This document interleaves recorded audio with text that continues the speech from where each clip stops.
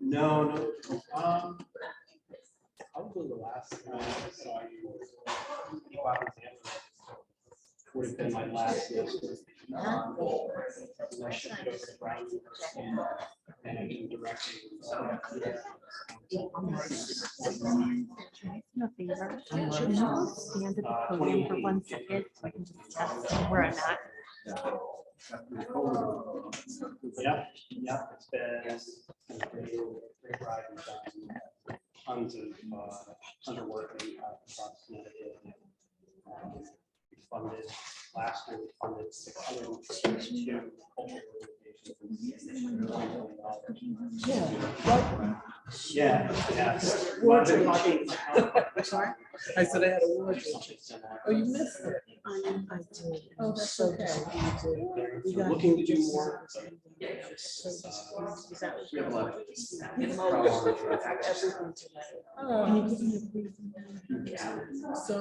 I cooked a seafood stew, and it was using all indigenous. We did. It had. Test. Test. It had hogs and steamers. It had cod in haddock, had oysters, and then I used ground nuts and Jerusalem artichokes in place of potatoes. Because those are indigenous dishes. And then I had squash. What kind of squash? I use what's it called? Kombucha squash. It's like a round, short. Yeah, it's really any squash I could use. I just happened to use that one, so it was what I picked up at farmer's market. But squash, if you cook it in with the broth, it thickens it. So when you break it up, it kind of thickens your stew a little bit. It's a really nice flavor. Yeah, actually has sweetness. A little bit of sweetness. You don't taste too much of the sweetness because the salt counteracts that. But if you get a bite of squash in it, then you get that sweetness. So that's a nice flavor. And then Atlantic nori seaweed. Use that in place of like salt, pork, or bacon. Because that will add some salt flavor to it. Which I probably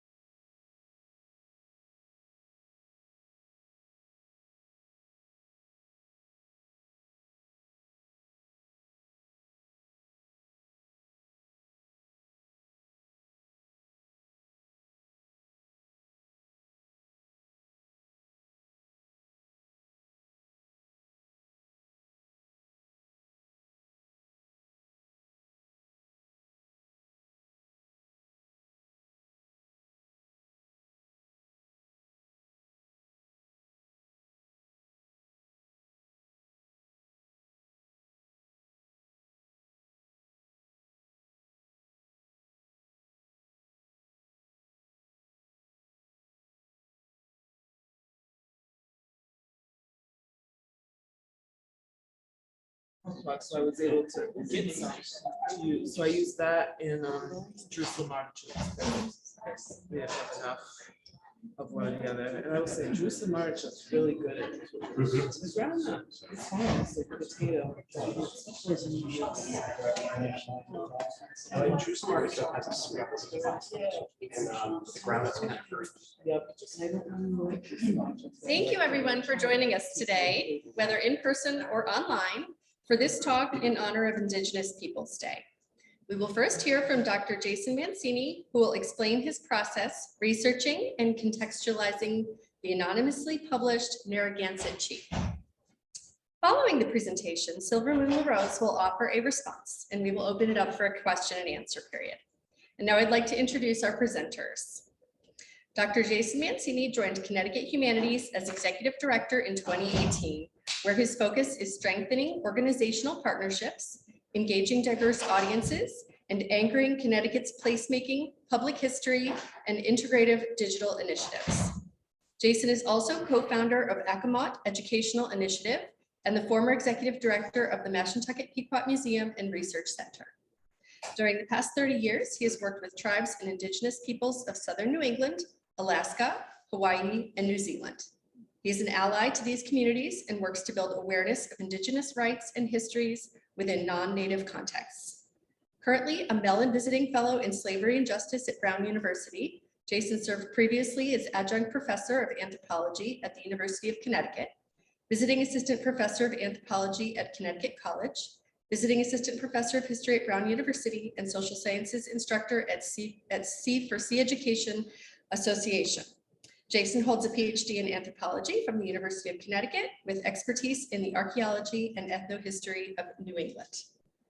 Silvermoon LaRose, a member of the Narragansett tribe, is the Assistant Director of the Tamaqua Museum. Silvermoon has worked in tribal communities for over 20 years, serving in the areas of health and human services and education. Throughout her career, she has had the opportunity to travel extensively, learning from indigenous communities throughout the United States. Silvermoon is also a member of the Rhode Island Foundation's inaugural cohort of the Equity Leadership Initiative. As a public servant, Silvermoon serves as the Secretary for the Charlestown Conservation Commission. As an artist and educator, she hopes to foster Indigenous empowerment through education, community building, and the sharing of cultural knowledge and traditional arts. She holds a Bachelor of Arts in Sociology, a minor in Justice, Law, and Society from the University of Rhode Island, and a partially completed Master's in Rehabilitation Counseling from Western Washington University. Thank you so much for being here, Silvermoon and Jason. I will now turn it over to you.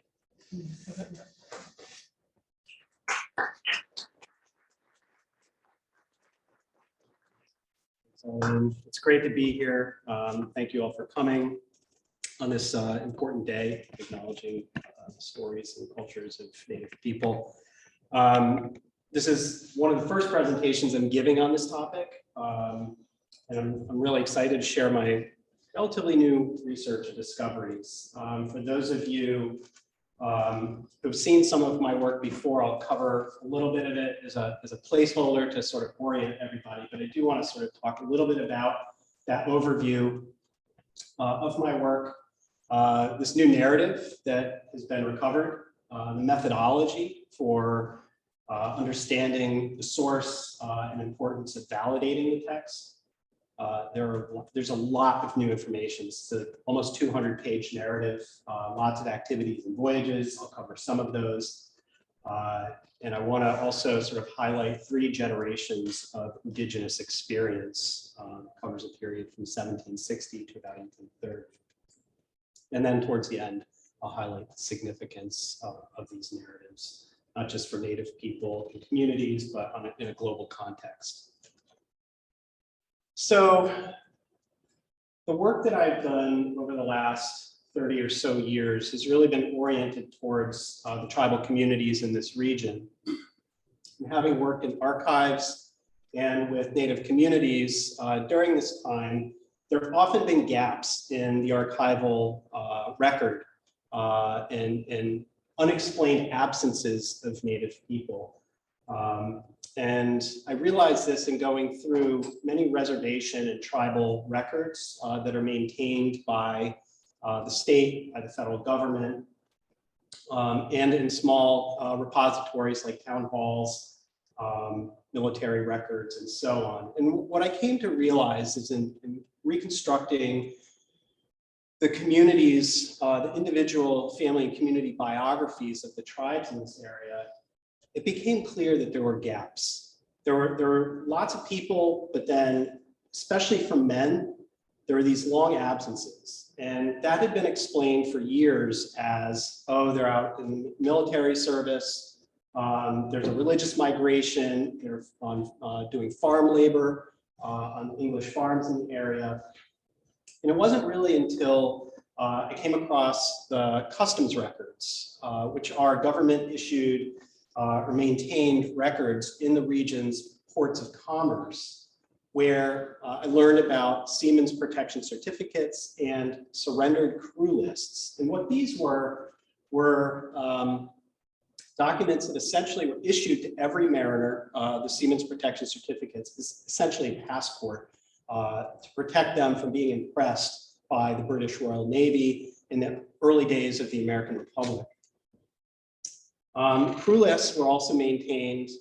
Everybody on a vessel was required to be certified by the captain of the vessel with the customs official. So we have these incredible records. And what I realized in that is that there are hundreds of Indian men that are going from the reservations and across the region's towns into the ports like New London, Mystic, Stonington, and Providence, Sag Harbor, New Bedford, and so on.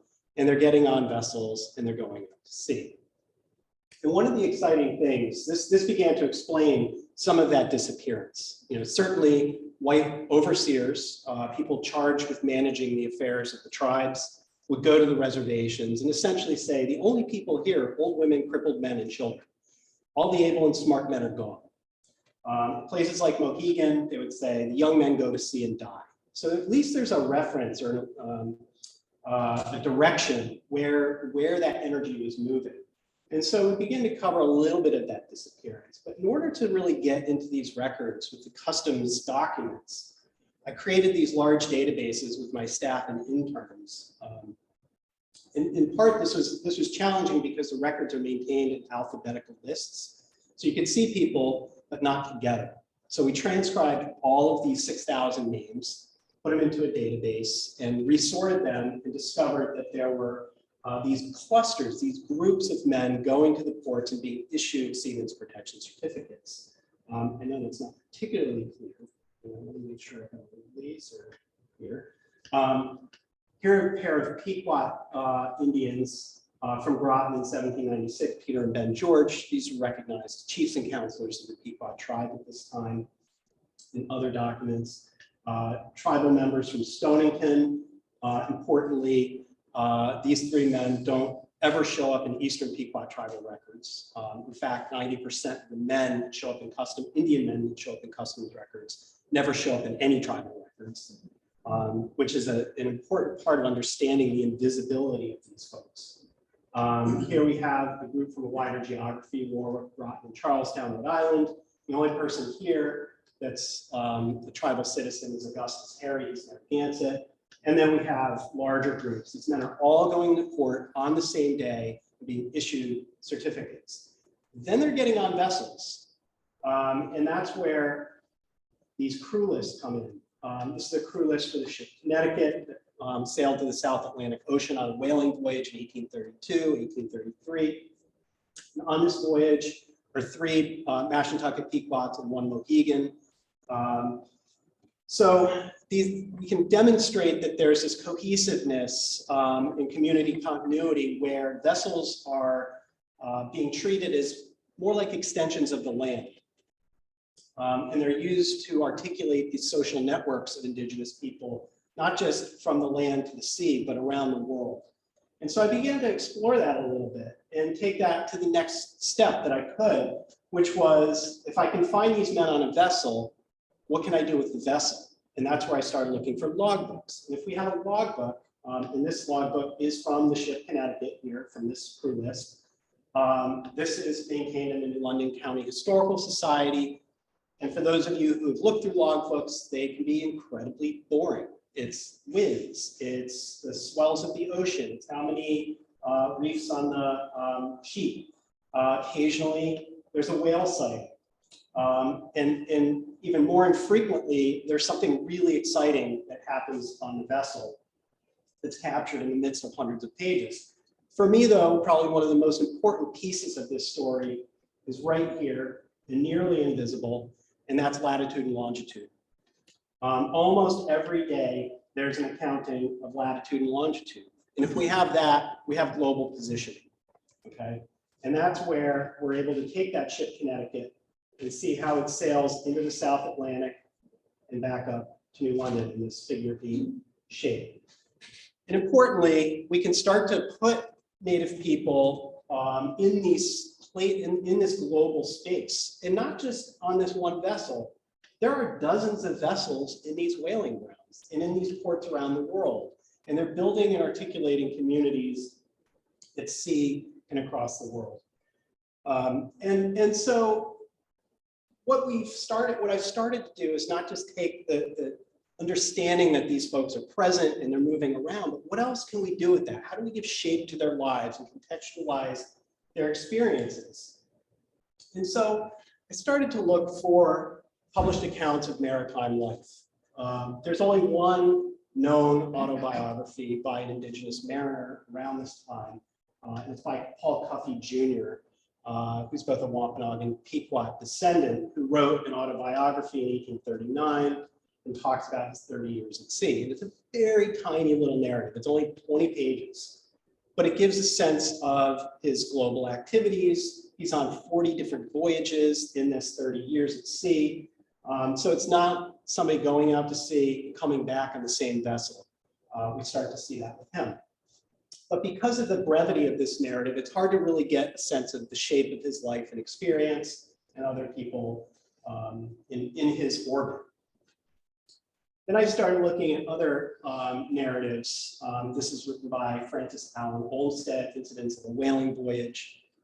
This was not written by a native person, but 3 native people were on the voyage of the ship North America that this voyage is about. So Olmsted mentions in the preface, he was on board with 2 Pequots and a Mohegan. It's probably one of the most fabulously illustrated whaling journals of all time. In the book, there's a dozen or so lithographs, but in the original manuscript in the Beinecke Library at Yale, there are probably 6 dozen or so watercolors that show all sorts of things around this voyage. And he talks about the experiences they're having as they're traveling from New England across the Cape Horn in South America, and then on their way to the Galapagos Islands. They were supposed to be bound to Tahiti, ended up running aground and having to do a dogleg to Hawaii to repair the ship. So what this does is begin to give us a sense, even though that these native guys on the voyage weren't writing this, you start to get a sense of their lives and experiences. And so I began talking about my research in different settings. Let me step back for a minute. And wanted to look at voice, wanted to look at the different ways that native people were empowering themselves in these contexts. And maritime labor is a particular form of labor at sea that is particularly merit-based. So native people, people of color broadly, might have very limited opportunities on the land.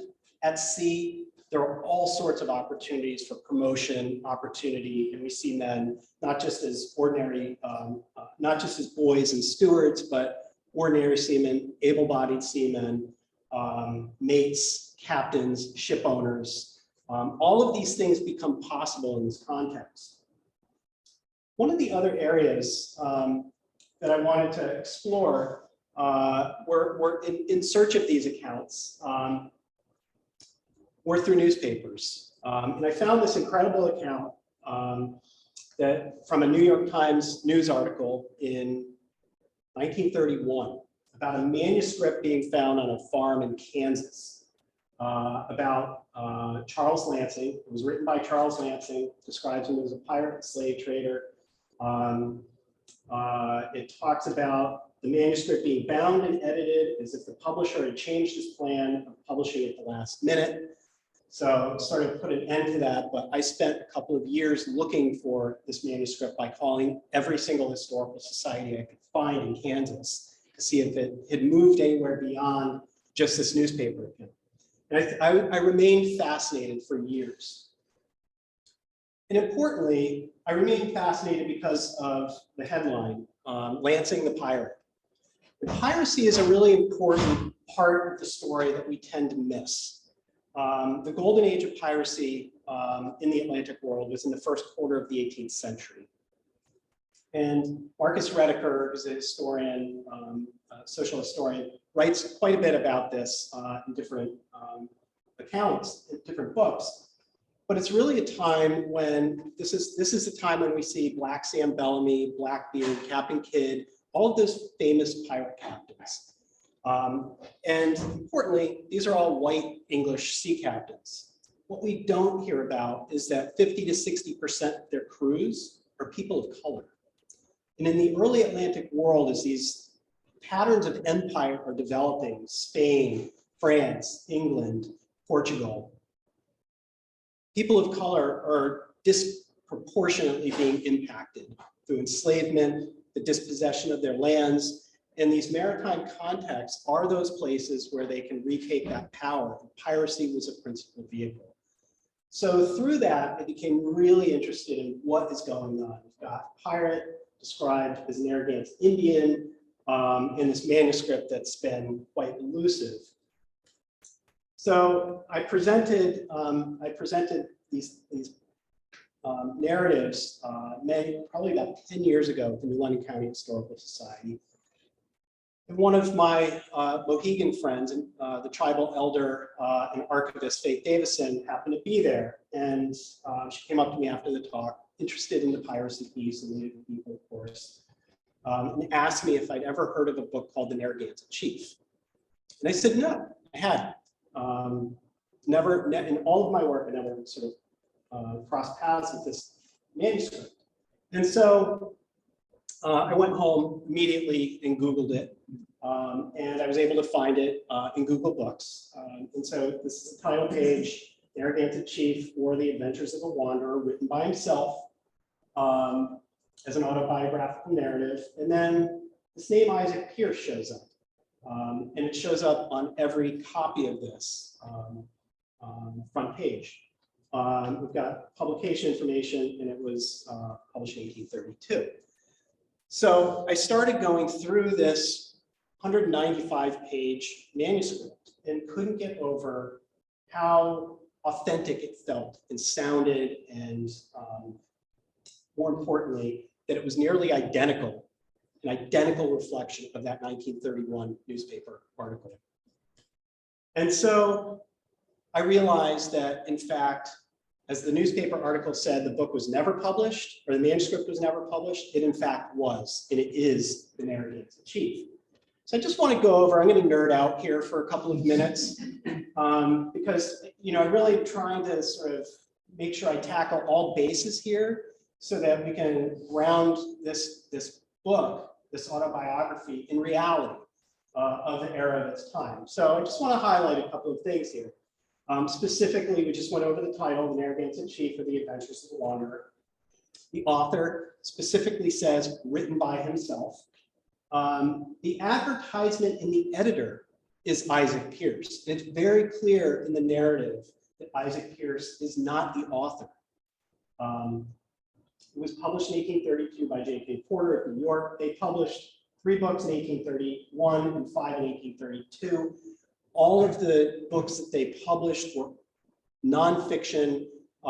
There's one that was described as a historical romance, clearly stated up front, this is what it was. Everything else is nonfiction, printed by Evans and Brooks.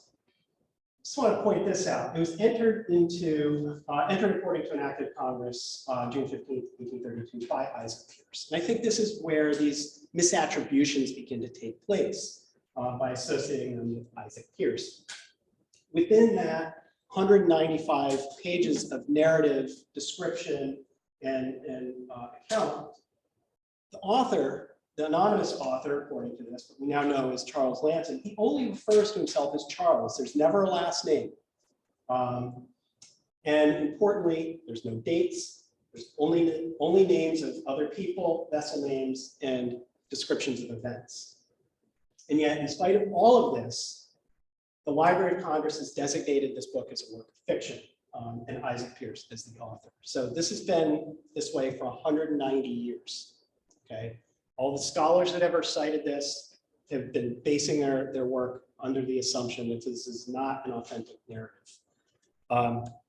So let's get into who Isaac Pierce is for just a moment. I think this is a really important part of the story.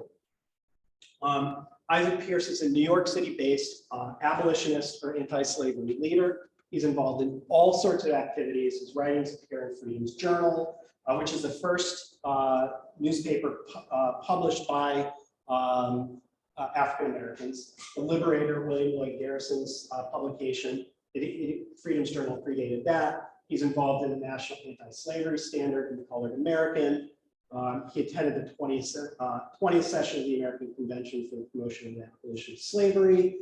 I think the connection between Pierce and Lansing comes from the fact that Lansing was probably familiar with Pierce's abolitionist sentiments and his involvement in the anti-slavery movement, and is one of the principal reasons that Lansing wrote the book.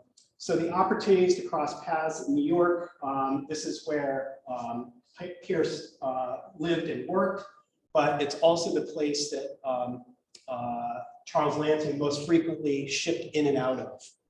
So he was familiar with that. Walter Pierce, you may recall his name in that newspaper article from 1931. Walter Pierce is the grandson of Isaac Pierce, who's a farmer living in Kansas, and on whose farm the original manuscript was reported from 1931. Okay, so in the advertisement of this book, at the very, very beginning, Isaac Pierce sort of lays out what's going on. And he said, this mysterious stranger, for he does not wish at present for reasons rendered sufficiently obvious in the sequel, so what will come after, to give his name in public, claims descent from a noted chief of the Narragansett tribe of Indians, ambition to elevate the character of his nation and to show white man that an Indian can write a book are his avowed motives preserving the record of his adventures. In relation to the genuineness and authenticity of the narrative, the editor will only observe that many of the facts have been verified and many more are susceptible of it if true or if being disproved if false. So, challenge accepted. All right, so we have to get at some other pieces here. Why is this anonymously published? Part of it becomes obvious pretty quickly. Charles Lansing is involved in a lot of illegal activities. He's involved in counterfeiting and horse stealing. He's involved in piracy. He deserts a vessel from the United States Navy. He mutinies on a whale ship. And then he's in the service of a slave ship, which technically is not illegal at the time, but it's a great source of embarrassment and just abject horror for him. And he wanted nothing to do with that other than reporting those experiences in the account. Okay, so I'm going to keep nerding out here for a couple of minutes. I'm going to show you some really cool stuff. As I pointed out, there's no dates in the text, not a single date except 1832 publication date. He describes at least 3 dozen events. There's 31 voyages he's on. He's in 20 or more countries and 5 different continents. All right, and I just want to give you a quick sketch here on how this sort of shows up in his narrative. And I'll just point out, he talks about as a child being in a New England state at 9 years old. He talks about leaving that place and going to Troy, New York, to New York City. He jumps on his first trip at sea on the Great Free Ocean to Saint Domingue. He talks about a conflict between Christophe and Dessalines. Saint Domingue is Haiti.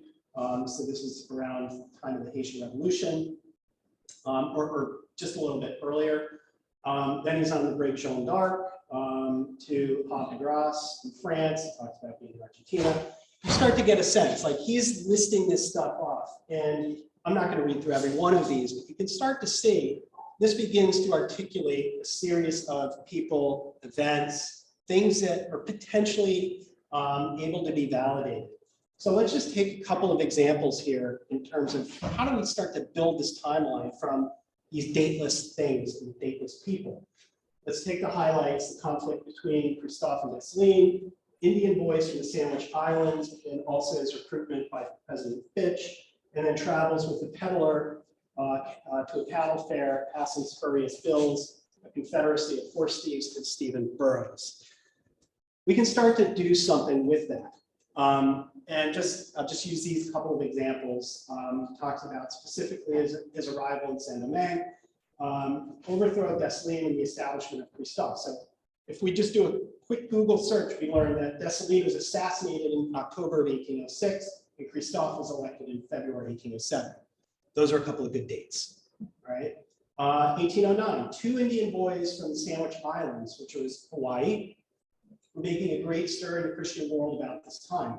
This is a reference to Henry Upukaia and Thomas Hopu, who came on a voyage from the Pacific Ocean to Yale, to New Haven, and ended up on the steps of Yale University. And Edwin Dwight, who is the cousin of Yale's president, Timothy Dwight, at the time, took them in, and these two became part of the Christian Missionary School in Cornwall, Connecticut. He talks about being pitched upon as a suitable person to go abroad and convert the heathen. And President Fitch, respectable institution, proposed for me to go through college to prepare as a minister. We know that this is a reference to Ebenezer Fitch, who is the president of Williams College from 1793 to 1815. He's also a key figure in the establishment of the American Board of Commissioners for Foreign Missions in 1810. So you can start to see these dates starting to make sense around building this timeline. Shortly after that, they received news of a cattle fair, which was to be held in a little town distance of 20 miles.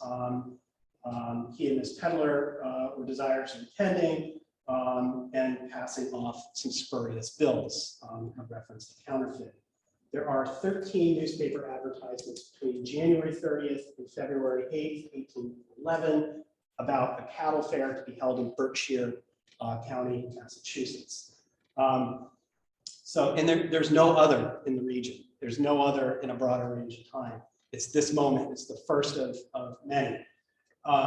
So now we have a sense of that. And then again, also in 1811, he specifically references a son of the famous Stephen Burrows, who's the head of the Confederacy, and the headquarters was in Canada. These horse thieves had been taken. John Burroughs, Stephen Burrows' son, was convicted in Vermont, September 30th, 1811, again from historical newspaper accounts. So this becomes the basis for establishing at least some validation, but we're not really at a level of truth and association with Charles Lansing White yet. So in order to validate the timeline, I had to do a deeper level of archival research. It took me to the National Archives in Washington, to the British Archives in London, to the Native Library for the US Naval Academy, to New York Public Library, to Charlestown Land Records and Sir William Johnson papers. Sir William Johnson was the superintendent of Indian Affairs for England in America's Northern Department. So I'm going to go through a couple of examples here just to give you a sense of stitching this narrative together. Let me just give a brief timeout to myself.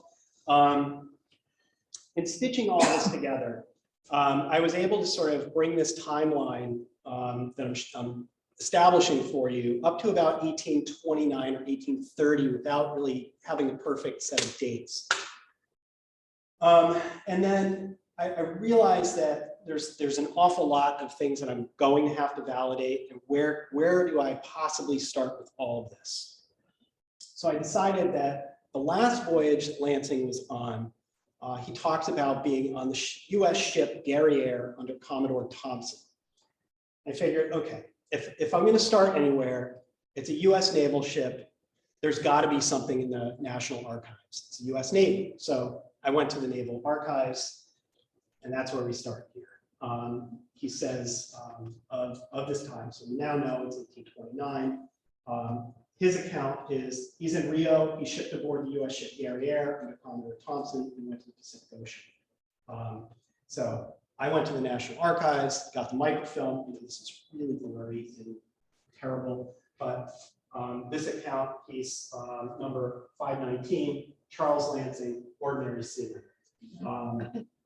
So there is no doubt now that we can sort of say this is a real deal.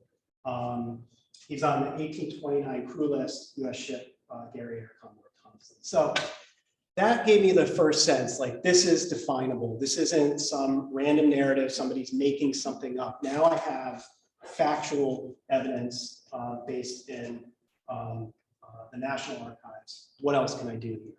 So the date of entry here is April 11th, 1829. It turns out that his last voyage on the Guerriere was to New York, and the last logbook of the Guerriere is in the New York Public Library. So I went to the New York Public Library and found the logbook. And between those dates, so April 11th is when he shows up on the crew list. Between April 8th and April 12th, the Guerriere is in Rio de Janeiro in port on that day that he would have enlisted. And even better, this is the beauty of this work. After 30-something blank pages of logbook, there's these gorgeous watercolors of the Guerriere as it's rounding Cape Horn while he's on board. So this begins to help us build and articulate this narrative. Now, what else can we do with this? Here's another voyage. He's on another US naval sloop, Ontario. Commodore Wilfred Chauncey, who he specifically mentions, so just read the quote. I did a little in the service of the Greeks, then went to Gibraltar, where I fell off with the US sloop Ontario, Wilfred Chauncey Esquire, as commander. I remained on board for 1 year, during which time we were visited by Lord Byron at Lakeport. Here's the crew list. Importantly, his name doesn't show up on the crew list. I'm going to come back to that in a minute. This is the Ontario. In order to get that date, I went to the Nimitz Library. One of the people on that vessel, while he was on it, was John Aulick, who became an admiral in the US Navy, and all of his papers are in Nimitz Library. And he was a witness here to Lord Byron being present. Tuesday, May 21st at 3 p.m., Lord Byron, the poet, paid a visit, having first been on board the Constitution, USS Constitution, the one up in Boston, was right with the Ontario. We received him with 17 guns and received the yards on his leaving the ship. This gentleman so celebrated for his talents as a poet. So now we have a specific date with the crew list, and we're going to go on for one more. In 1825, the HMS frigate Boudica, Commodore James Brisbane. At Plymouth, the Boudica got underway with a convoy of East Indiamen bound to Madras, Bombay, etc. On the third day of our departure, we sprung a leak. We made water so fast that all three pumps could scarcely keep her free. We put about and ran into Spithead, hoisted signals of distress. 2 steamboats were immediately sent out to us, and by them, we were towed into dock. We were overhauled and repaired, and in 2 weeks ready for sea. Nothing remarkable occurred during the passage to Madras, except that we touched at Rio de Janeiro. So this is the British naval ship. So in the British Naval Archives lie the logbook of the frigate Boudica. And here, on this date, Monday, February 14th, 1825, in the morning, light airs and hazy weather, 7:15, a warning from the Hulk, and towed to Spithead on the lighting steamship, about 8:50, moored at Spithead. So that comes from the National Archives. There's no possible way he could be making something up that shows up with such specificity in a totally separate source. If you read through this logbook, he then touches in Rio de Janeiro, and then to Madras, and then to Burma or Myanmar, where they were about to undertake the first expedition in the first Anglo-Burmese War. He goes on to relate some incredibly specific details of that conflict that involved 10,000 South Asian armies and the British army as well. Okay, so now we have some authentic accounts that are now validated using archival sources and triangulating those sources to give a sense of their veracity. Now we step into what I might consider a little bit of the fantastical, almost unbelievable.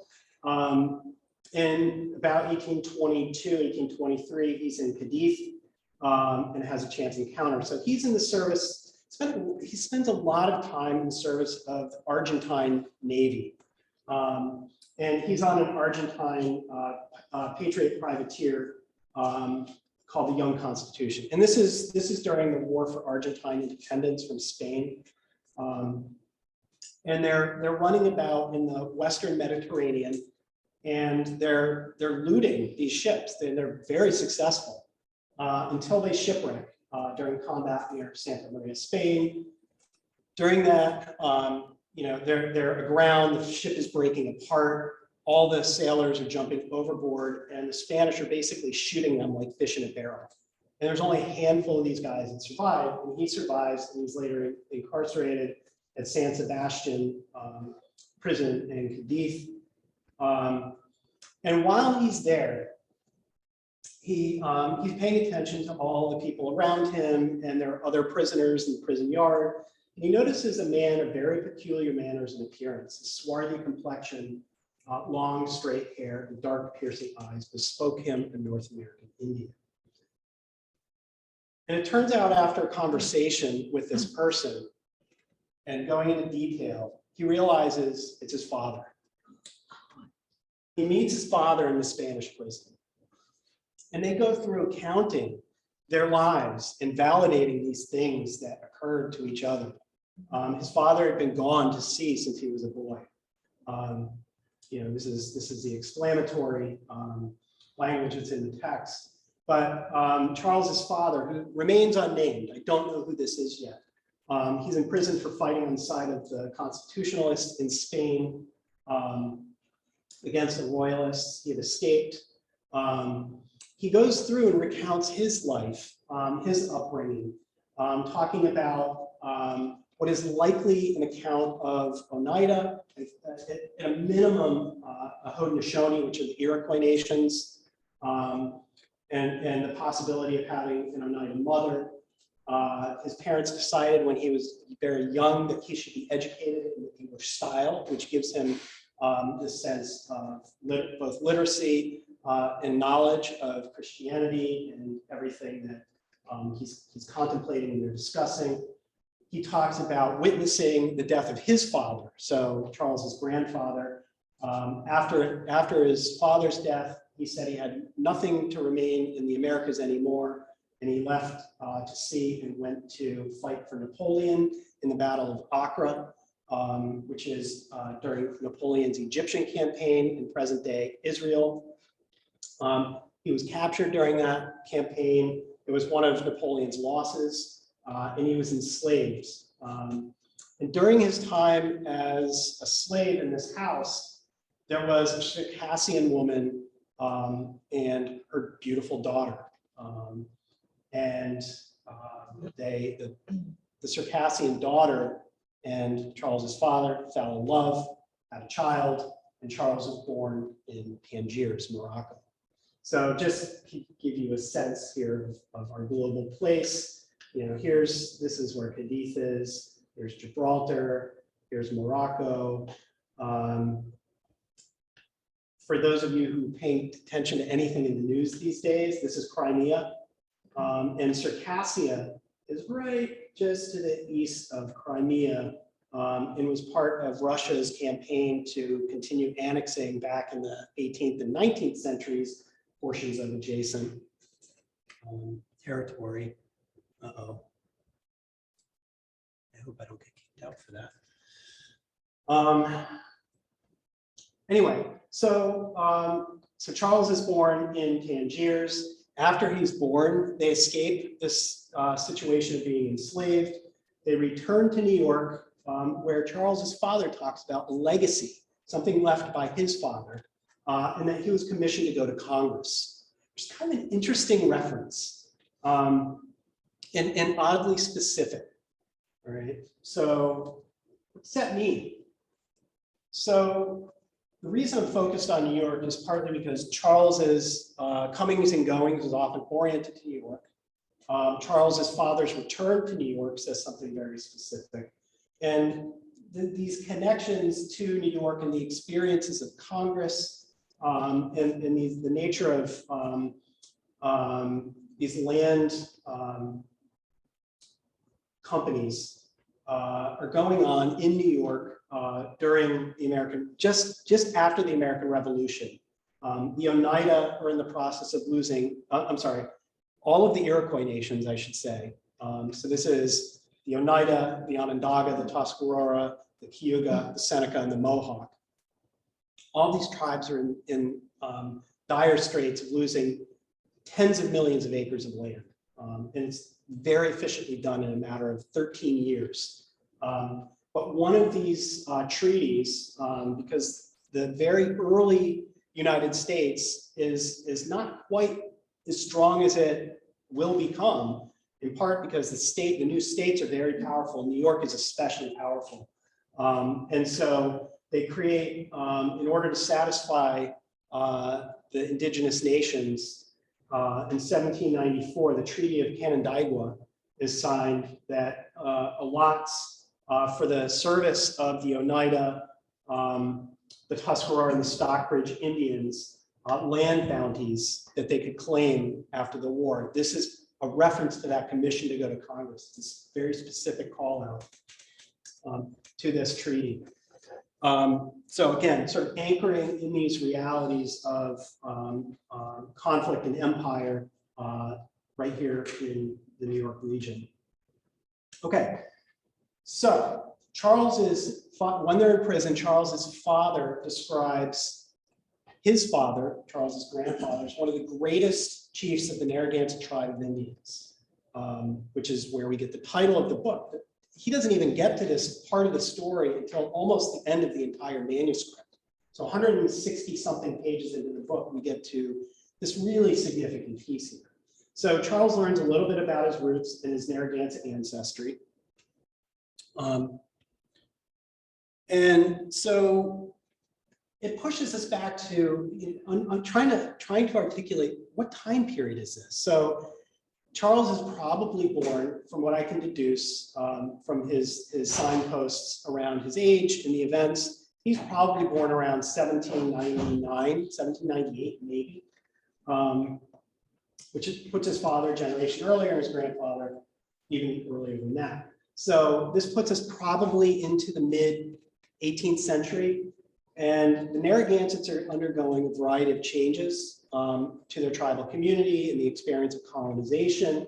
So some of the things going on include Eliezer Wheelock's school in Lebanon, Connecticut, where he's training young tribal children to become missionaries, to proselytize on the frontier. So could his grandfather be a Wheelock student? Both before and after the American Revolution, the Oneida tribe in New York allots 15,000 acres of land to 7 tribes of southern New England. It became what was known as the Brotherton Indian Movement and was followed by a religious migration to central New York during that time. New Stockbridge, which is a Mohican analog to that, was also forming in this area of New York. So I often wonder, is there an Oneida connection? Is Charles's father's mother Oneida? I already talked about this. Oneida, Haudenosaunee homelands evaporating in the period of the very early Republic, and the white land speculation going on across New York. I mean, this is absolutely devastating to the Haudenosaunee. He also talks about a disturbance in the western frontier. I suspect that that's Ohio, because New York has already been fully speculated on and dispossessed. So the manifest destiny environment is still pushing west. So we have New York, this area of Erie, Pennsylvania, and then into Ohio. And then he accounts, he talks about the account that his father related to him, where a defenseless village was burned, the people in it murdered and plundered, and references a Captain Boltworth. And I believe that this is a reference to the Battle of Fallen Timbers. And this was led by Mad Dog Anthony Wayne, for whom Fort Wayne is named. And so for Indigenous people, this is not unsurprising. This describes everything from the Mystic Massacre that just happened right across the river here. These are just happening over and over and over across Indian country. So the specific details, though, are quite notable. In the reference to Captain Boltworth, even though I can't find a Captain Boltworth, there's a Captain Butler. So I think it might just be a mistranscription during that time. So we've now sort of oriented us back to southern New England. And I want to just take a minute and draw us back to Charlestown, Rhode Island, which are the homelands of the Narragansett tribe. Actually, I should say the remaining homelands, since all of Rhode Island was really the original homelands. This is just a screenshot giving you a sense of what parts of the reservation still remain, here outlined in red. There are many important place names. There are places that are still important reference points, including Ninigret Park, Ninigret Wildlife Refuge, and so on. This is an important reference to the sachems of the Narragansett or Niantic tribal community. And I just want to cover a little bit about Narragansett history, Narragansett and Niantic history, I should say. And I'll certainly invite correction from my Narragansett friends, Niantic friends who are in the room, because there are reasons why those tribes have sort of been merged together. And just to recount very quickly, Ninigret was the first, it was the most recognizable Niantic sachem in the 17th century. Ninigret II was his son. Ninigret II had two sons, Charles Augustus Ninigret and George Augustus Ninigret. George's son was known as King Tom Ninigret. King Tom died in 1769. He was succeeded by his sister, Queen Esther. Her last name is Sachem, and then her son, King George Sachem, was the last of the recognized Narragansett Niantic sachems during the 18th century. We have the details recounted here.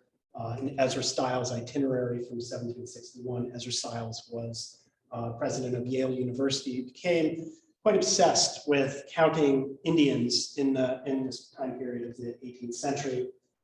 Went across the region, interviewing tribal communities and documenting portions of the community. I've written and talked a little bit about how those accounts are only really counting a portion of the community, and others are being left off for particular reasons. And I'll talk a little bit about that in a minute. But I do want to circle back and focus on King Tom for a little bit.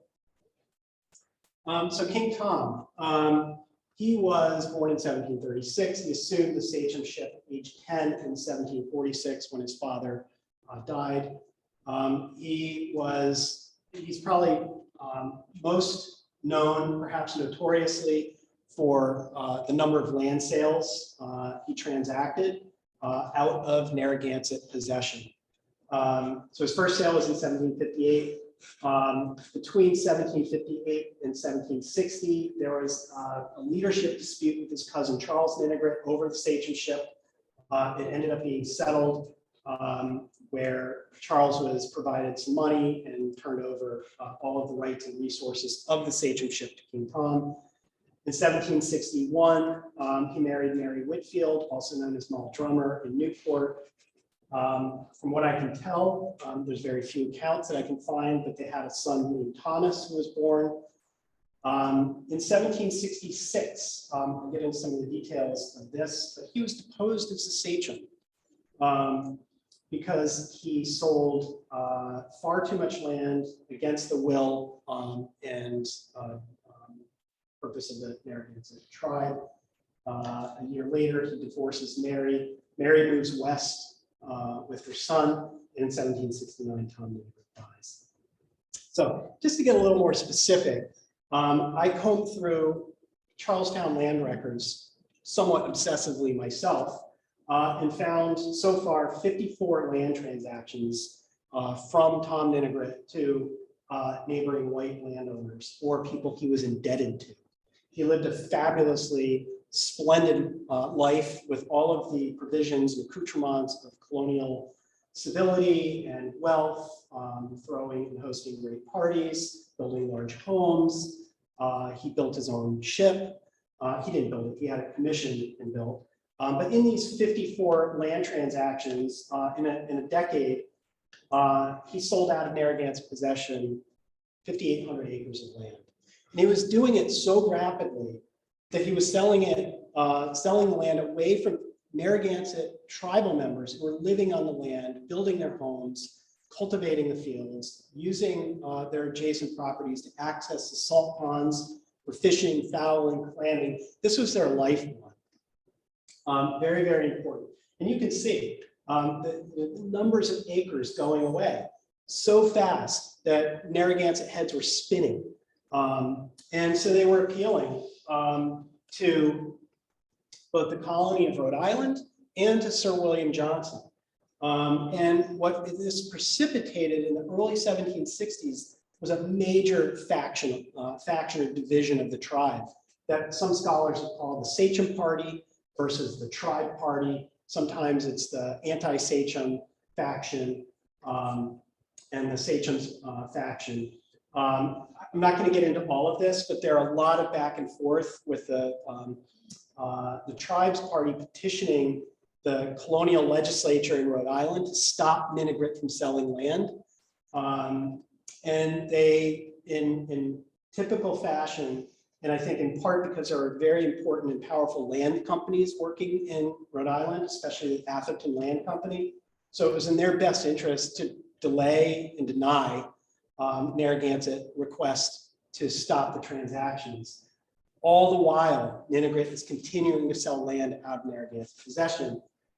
The Tribes Party is so adamant about their dire circumstances that they leave Rhode Island and they go to New York to appeal to Sir William Johnson, who's the king's representative for Indian affairs in the Northern Department. And there they appeal to him. He tries to get Ninigret to stop selling land. Ninigret keeps selling land. And eventually what happens is enough of the tribe gets together a majority of votes and they depose Tom Ninigret. And they say, you can no longer be our king. And they gave him an out. They said, you can no longer be our king unless you change your ways. And if you can demonstrate that, we may actually bring you back as the sachem. So they had such respect and reverence for the sachemship, but it was such an expense for the tribal community and their well-being collectively that they couldn't tolerate it anymore. So here we come to one of the most significant people in the tribal community, a man named William Sachem. And as is referenced in the Narragansett Chief book, one of the greatest chiefs of the Narragansett tribe, who is unnamed in the book, but here's the argument that the Narragansett Chief is William Sachem. This is one of the deeds that Tom Ninigret issues in his spate of transactions.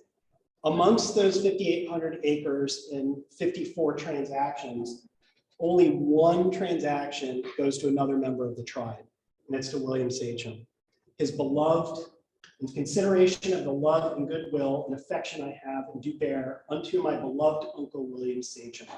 And included is not just William Sachem, but Sachem's children and grandchildren, 181.5 acres.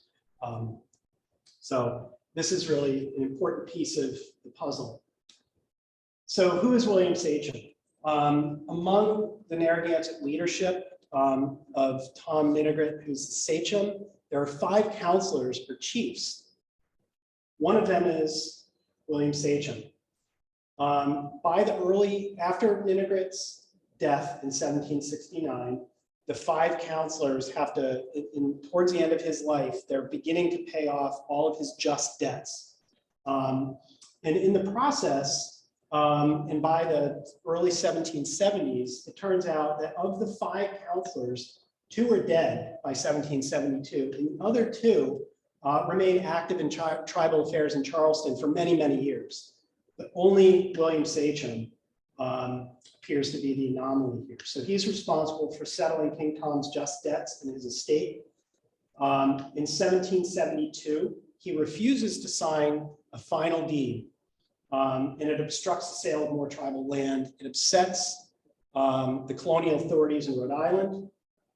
And no doubt he's already navigating his own troubles within the tribal community because he was one of the leaders of the Sachems Party, the now discredited effort to maintain the power and authority of Thomas Manigret. In 1776, he transacts that 181.5 acres twice, back and forth between somebody else. I'm not quite sure why yet. And then the last time he appears in any record that I can find is in 1777, the military census. He's age 60 or so. And I've done all of this in consideration of looking at the entire tribal community, the entire known tribal community, and eliminating 77 other Narragansett men as possibilities for who this could be. So a lot of pieces fit here. I know I'm probably coming on my time. So why is this important? So what this becomes is, having demonstrated this is in fact an autobiographical narrative, it would be the second known Native American autobiography, the first being the story of William Apes, which was published only 3 years earlier, The Son of the Forest. William Apes was a Pequot, and probably one of the best studied autobiographers. It's also one of the earliest abolitionist narratives. In part, I didn't really get into this. As a person of color, Charles Lansing was made as a boy to lie prostrate to his peers, his white peers, and it left with him such a bad feeling that he couldn't understand why the mark of his skin, his darker skin, put him in this position. And he had to ask his mother, who's a white woman, the daughter of the Circassian woman, Circassian slave, why was he being treated like this, and couldn't understand that. But also, I mentioned the slave ship that he was tricked to being in the service of. They went to Rio Pongo in Guinea.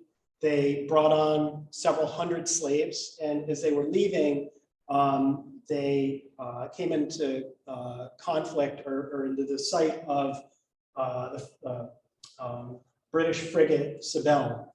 And these were the series of anti-slavery patrols that the British Royal Navy was enacting on the coast of Africa to prevent enslaved people. And during his time, they were so close to getting captured by the Sibel, they didn't want to be caught with slaves on board. So they threw hundreds of living slaves overboard in barrels. They tied them to shot and chains and just threw them overboard. This was singularly distressing for him, and one of the reasons that he wrote this.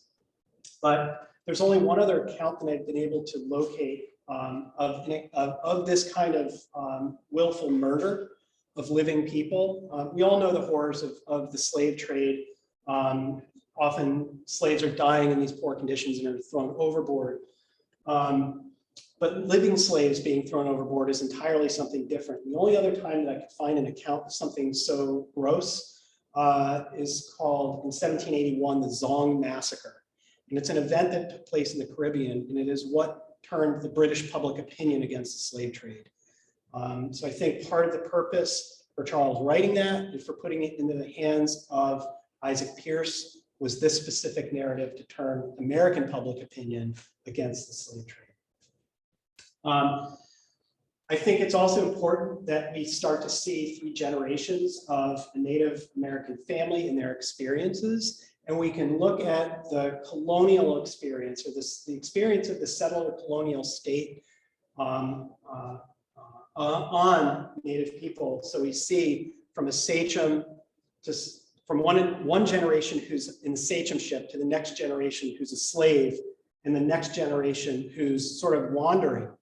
And I think it's important that we recognize that this book is being written during the time of James Fenimore Cooper's Last of the Mohicans. So it's being produced in this environment where this idea of Indigenous disappearance is shaping everything And they're being framed as these wandering itinerant people that are not rooted in actual space anymore. And if that's the case, it's so much easier just to acquire and take all of the land. And I think, for me as an academic, I also think it's important recognizing not just the nuances and the importance of talking about Indigenous experience, but really the window that this provides into the circuitry of global empire. All of the power systems that are in play, all the vessels that Charles and his father are on, the conflicts they're talking about, is really about the shaping of the British, American, Spanish, French, Ottoman, and Russian empires, and how those are changing. In fact, part of this is the end of the Dutch Empire in the transition, end of the French Empire in transitions. So there's some important crossroads, I think, that are important to recognize here. Okay, this is impossible to see, but I'm just trying to articulate the association of the Ninigret family and the Sachem family, because they're closely aligned with one another and have a deep interconnection as important tribal leaders in the 18th century. And just to come back real quick, to summarize all of the conflicts that are being reported in this text. I mean, you can see just the impact on the global order and what this is doing for Indigenous people everywhere. And I think highlighting some of the black markets, borderlands, international space that give rise to piracy and counterfeiting and horse thieves in the slave trade and so on. There's a lot of really awful stuff going on, and it's happening at the edge of empire. All right, and just to wrap it up here, some of the blind spots and loose ends. I think a bit about a Stockbridge or Mohican connection. Charles is being raised in Western Massachusetts and is within 20 miles of Williams College when he's being recruited by President Fitch. The cultural identity. So we've got a grandfather who's Narragansett, but what happens from there? Let me just run this through for you. If, in fact, the grandfather is Narragansett and marries or partners with an Oneida woman to have Charles's father, descent within the Haudenosaunee is through the mother.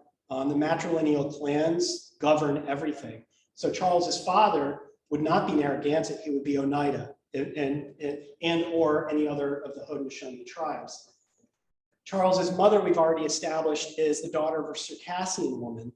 And so he would no longer be connected to a tribal community because of who his mother is and who she's not, which is she's not tribal.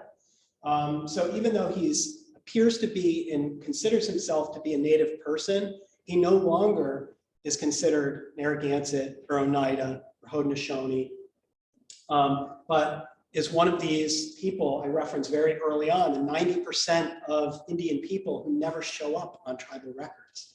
He's one of them. The role and rights of women are so important to this story, and yet they're almost invisible throughout. Education, Charles is clearly literate. Where is he getting his education from? His father is literate.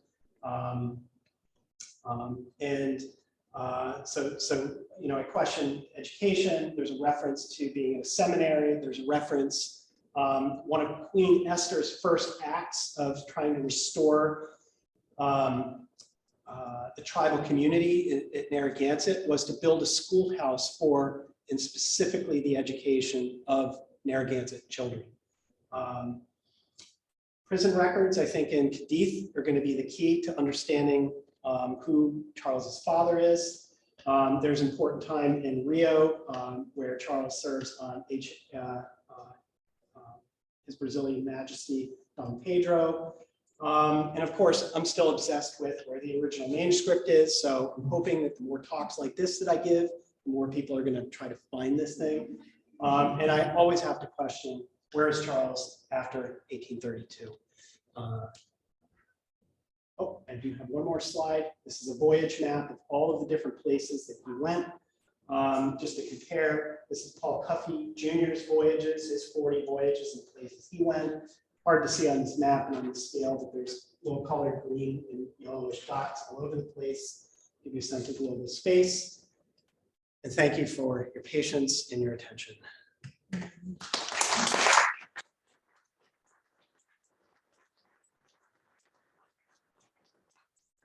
I'm of course happy to go back and edit the slides, but I think if I move this podium and Silvermoon can join me, we can maybe start, I don't know, maybe start with a response from you. Yeah. And then we can go into some Q&A. Happy to give a response.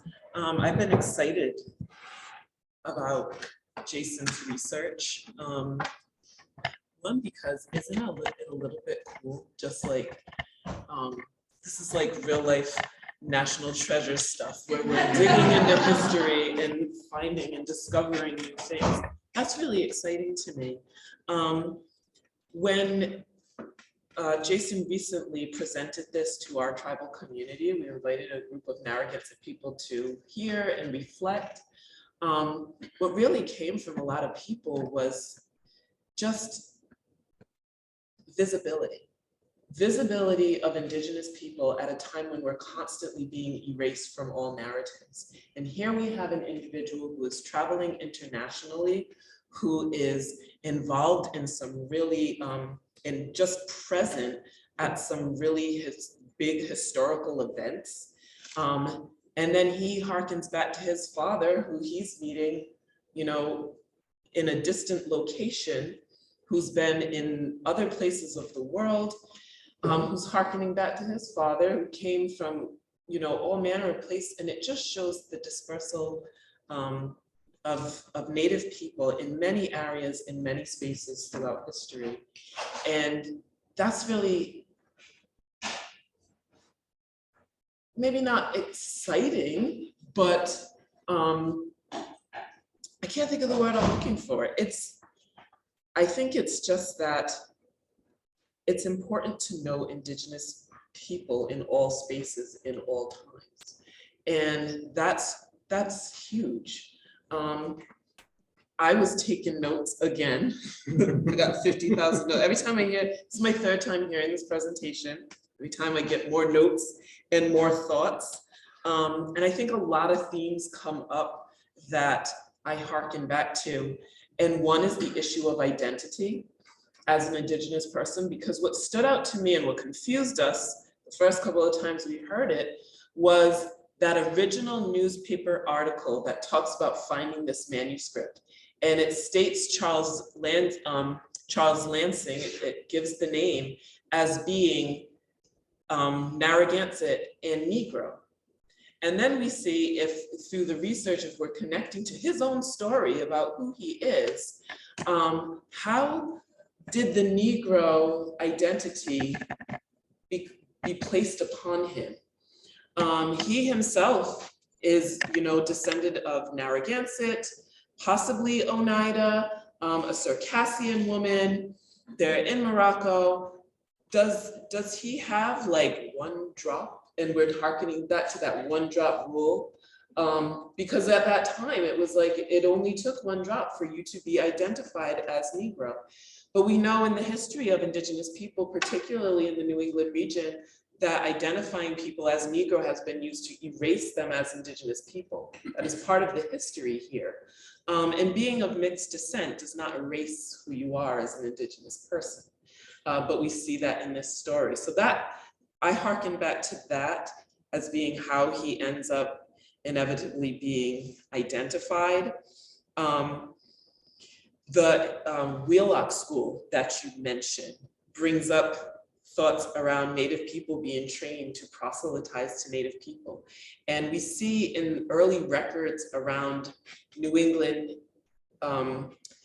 Christianizing of Indigenous communities that white European ministers had a really hard time proselytizing to Native people, but had better success with other Native people witnessing to them and bringing them in. So now we're forming whole schools to go westward to do that work. And we see some of that come up in this story. When we talk about King Tom Minigret, it brings up memory of land dispossession. And what we kind of had conversation around was the idea that Now, much of what is now Rhode Island was Narragansett land. So we're even talking about a very small portion left over from that.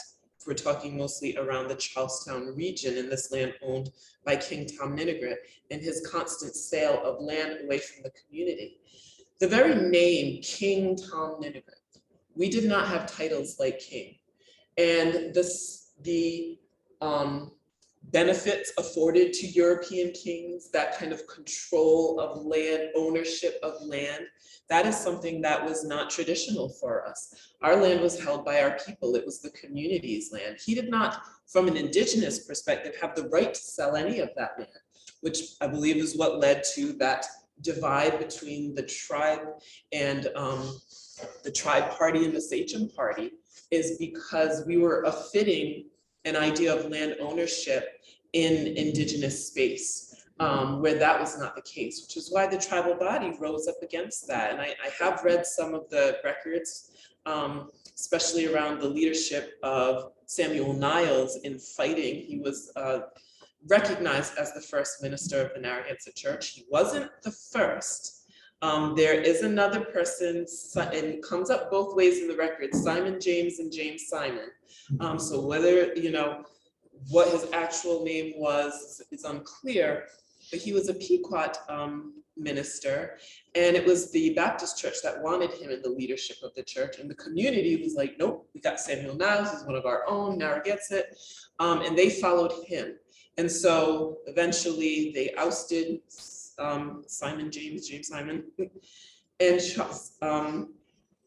and Samuel Niles became recognized as the first minister of the Narragansett Church, because that is who we chose as our spiritual leader.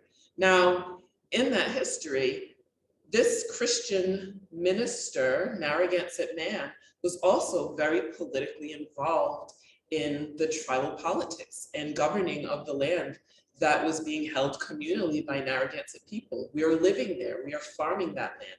But Europeans put it in the ownership of King Tom Ninigret, who was then selling it away from the community who's actually living and working on it. And from the perspective of King Tom Ninigret, he was very colonized by that point. He had been taken from his community, raised around white people, educated around white people. He had left the country. So he had a very different way of living, separate from how the community was living.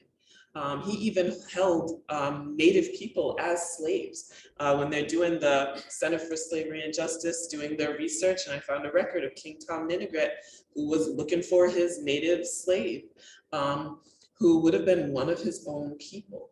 So that idea of a native person selling our land away gives credence to the idea that you did it to yourself.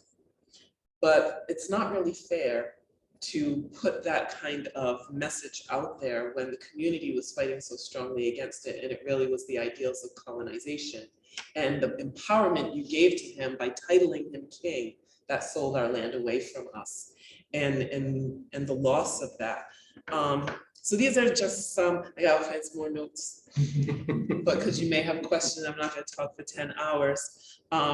These are the kind of conversations that a narrative like this uncovers, and conversations that start to come up amongst the community. And who knows what more as you delve deeper. As we delve deeper. Yes, I'm hoping to get in on the research. I gotta learn to be a little history detective too. So I think this is an exciting thing to uncover truth in this narrative, and to credit it to the actual author who did it for the very purpose of visibility and being able to show that a Native person can write and has agency. And I think we want to return that to him and make him successful at that by giving credence to the work that he's done and recognizing him as the true author of this narrative. That's all I have to say about that.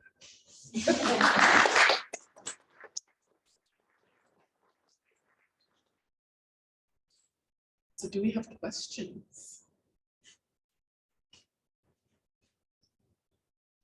Yeah.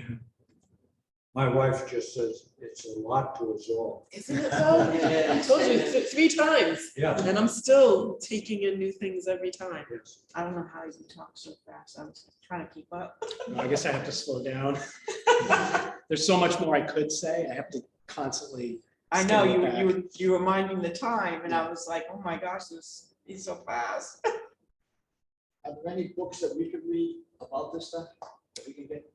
You could, if you want to read the original narrative, just search for Narragansett Chief Adventures of a Wanderer, and it's in Google Books. So you could read all the details and explore. And I'm working on a book manuscript that will pull this together.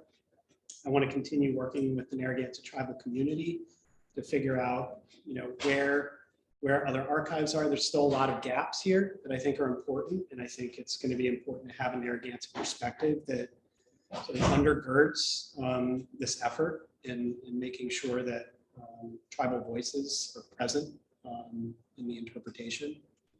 I have another question. You listed where all the voyages went. Did anybody go to like Great Lakes? Charles Lansing did not. Paul Cuffey actually did.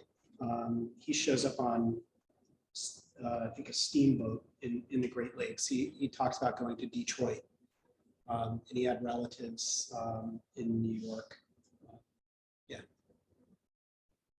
How long did it take for you to pull this far together? Well, so, the first, I found that 1931 newspaper article probably around 2005.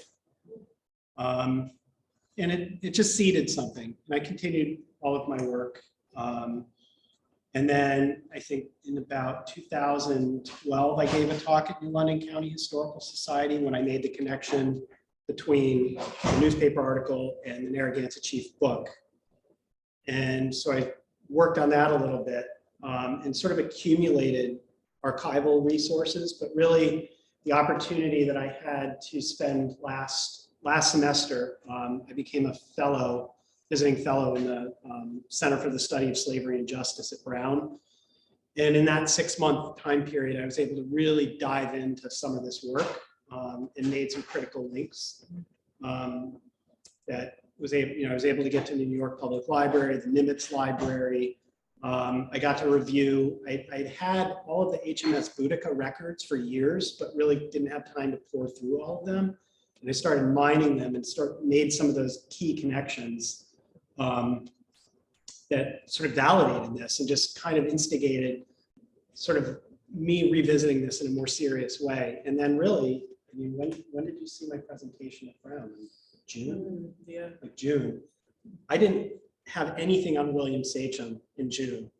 I suspected there might be a connection to the Ninigret family, but it wasn't really until I started diving into the factionalism that was going on between the Tribes Party and the Sachem's Party and start looking at lists that I could cross off. Like there's so many people, hundreds of Narragansetts. So, as much as I hate to do this, I had to cross all the women off. And the women are so important that they're signing all of these documents. And then just sort of deduce from what was left from the men and discounting, and everything just sort of funneled closer and closer to William Sachem. In fact, I had it down to 2 people. It was William Sachem and his son, Tom Sachem. But then I found a death record for Tom Sachem in 1781, so it couldn't have been him.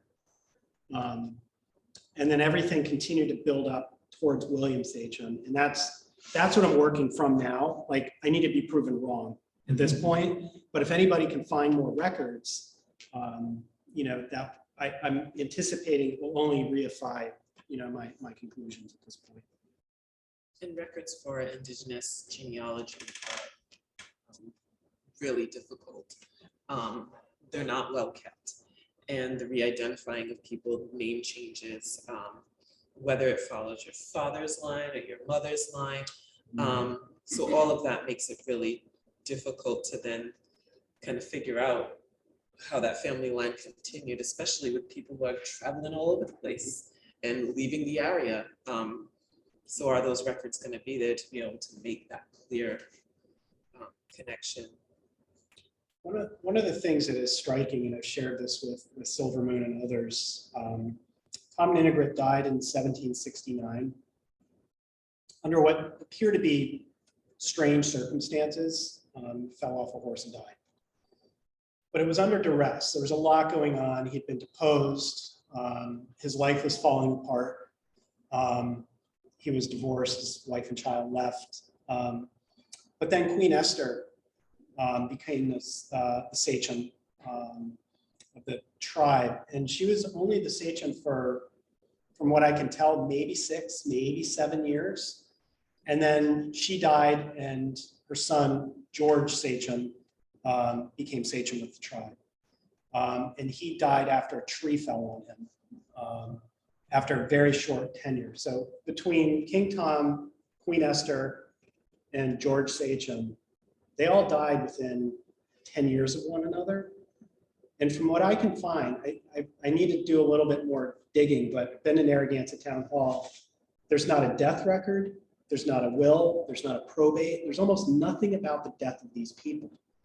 And there's so much going on. There, especially with King Tom, so much land is being transacted to the Atherton Land Company and people associated with it. But I think there's a little bit of opaqueness to this, where I think it's very deliberate, and I think it's being concealed for some reason, and I'm not quite sure why, other than there's a lot of land that's falling out of Narragansett tribal possession at this time, and it's clear that the tribe doesn't want it to happen, and the vehicle of colonial government is facilitating Tom Ninigret to keep doing what he was doing. And I think that's really important. And the same exact thing is happening in New York with the Haudenosaunee. So they're learning colonial policies and federal policies around Indigenous people and land rights is being created by the Petri dish in Southern New England. Whether it's the idea of reservations, whether it's the idea of land allotments, land companies, the manipulation of names and race, as Silvermoon pointed out. The late tribal historian of Narragansett, Ella Seketoff, wrote a paper, co-authored a paper, A Right to a Name, in the sort of what they call the pencil or paper genocide of Native people by just changing a race label from Indian to mulatto, or Indian to Negro, or anything other than Indian. You can erase people very efficiently like that. It was happening very deliberately in legal frameworks in this region. And you showed me some of the logs of the ships. They have the name of the fellow in there. Yep. He's listed as Indian. Another one he's listed as Negro. Yep. And it's very deliberate. The whole identity thing. Yep.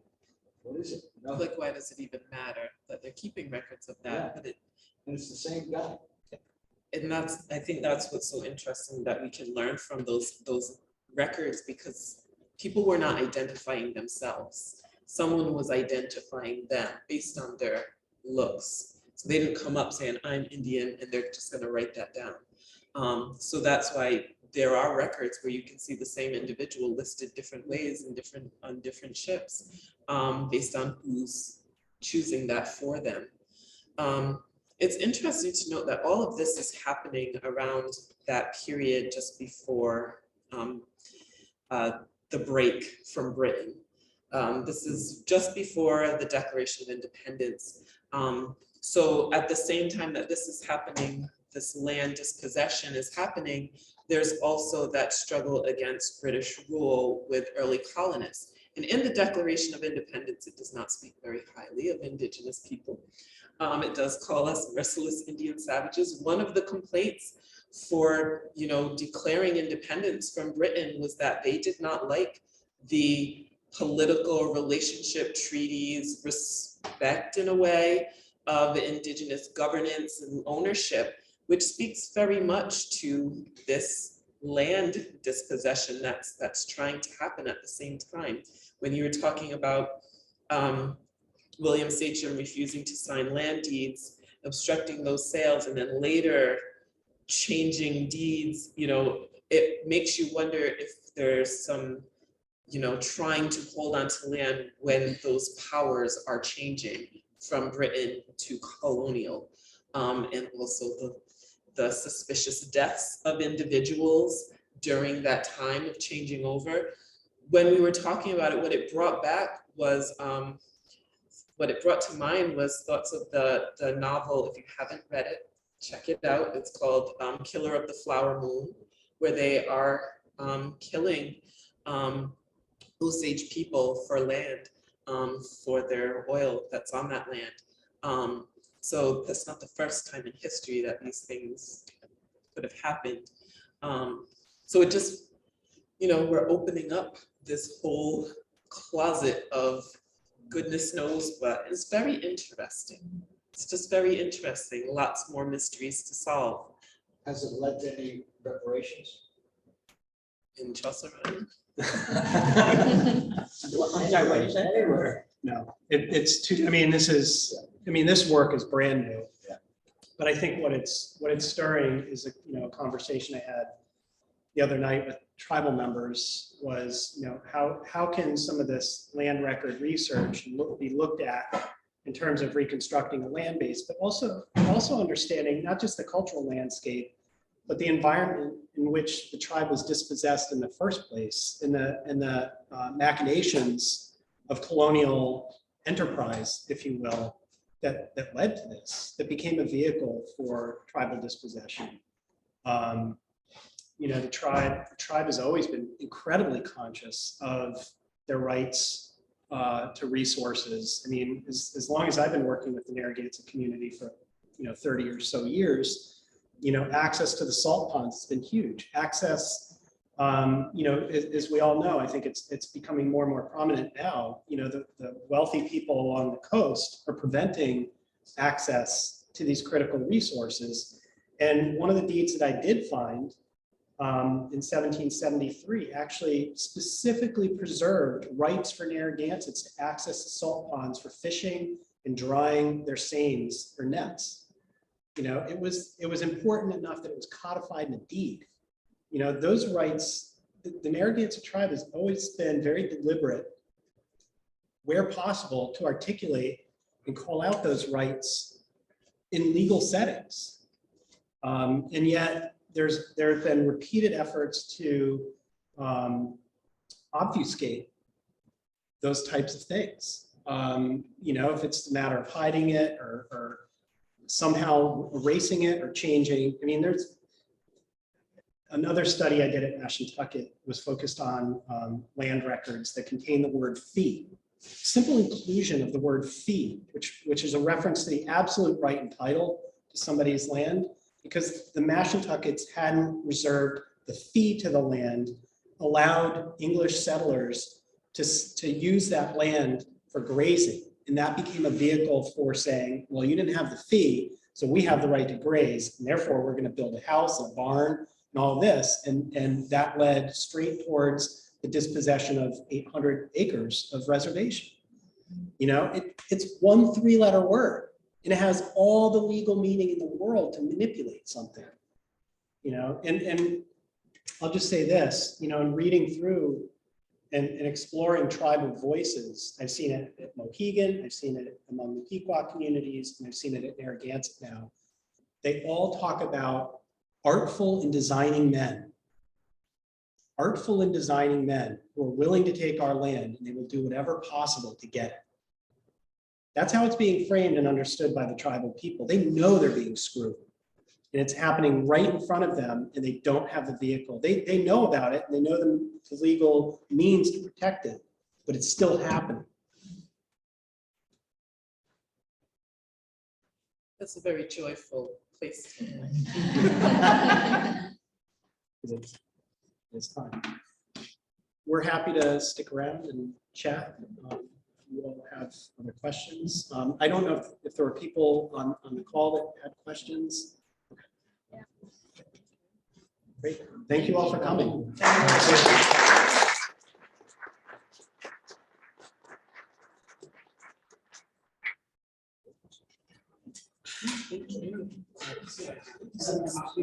Thank you.